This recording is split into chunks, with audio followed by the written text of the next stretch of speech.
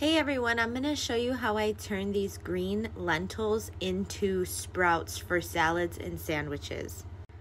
First, I put a couple tablespoons of the lentils into a little strainer and just wash them and make sure there aren't any rocks inside. This is probably about 3 tablespoons. They're going to expand as they sprout. Now I'm going to pour them in this glass jar and just cover them with water. I'm using spring water. Here are the lentils after they soaked overnight. What you want is them to grow little tails on the ends.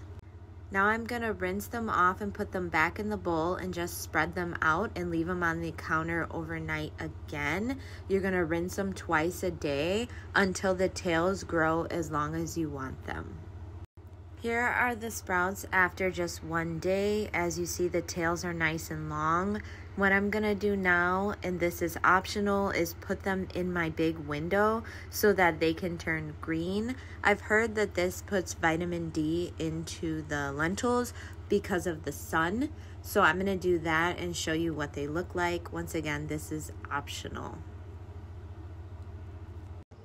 Now I let the lentils stay in the sun just for half a day. And they did turn a little bit green closer to the base of where the seed is. These are good for me. I'm going to put them in the refrigerator in a sandwich bag and just add them to all of my salads and sandwiches. These are very nutritious.